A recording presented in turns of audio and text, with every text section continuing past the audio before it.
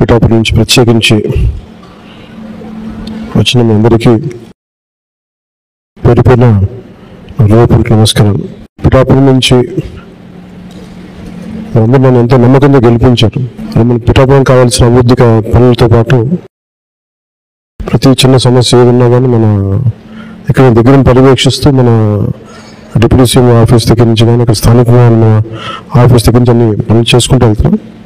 ప్రత్యేకించి నా దృష్టికి తీసుకొచ్చారు.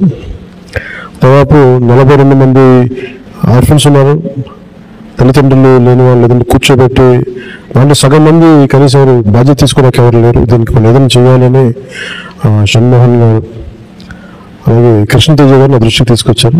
ఆ రోజు నేను అనుకున్నది ఏంటంటే, ముందు నేను ఎమ్మెల్యేగా గెలిచి డిప్యూటీ సీఎం పదవి తీసుకున్నాక, బాధ్యతలు తీసుకున్నాక జీతాలు ఇవన్నీ తీసుకోకూడదని నిర్ణయించుకుంటే అసలు భారం అవ్వకూడదని. కానీ పరిస్థితి ఏమొచ్చిందంటే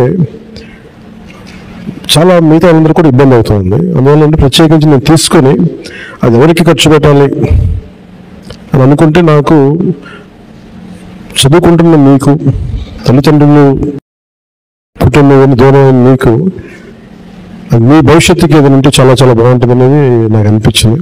దాని తగ్గట్టుగా అడుగు వేసాం. సో నాకు వచ్చే జీతంలో మొత్తం ఆ డబ్బంతా ఇట్లా మీ భవిష్యత్తుకి ఈ పదవి ఉన్నంతకాలం, ప్రభుత్వం ఉన్నంతకాలం మీరు సంపూర్ణ చదువుకునేవారు మనకి 5,000 రూపాయలు చొప్పున మీకు అందజేయడం జరుగుతూ ఉంటుంది. ముఖ్యంగా ఇది మీకు ఎంత సహాయపడుతుంది అనేది మీరే చెప్పాలి. నాకు మన ఉన్నతాధికారులు అందరూ ఆలోచించారు.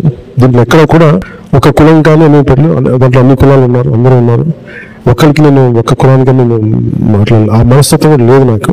సో మనస్ఫూర్తి ఇంకోసారి మీ దృష్టికి తీసుకొస్తూ ప్రత్యేకించి మీ అందరికీ అంటే పని చేసి సంపాదిస్తున్నాడు మన ప్రభుత్వం తరఫున పని చేస్తూ దాని నుంచి వచ్చిన జీవితం చాలా బాధ్యతగా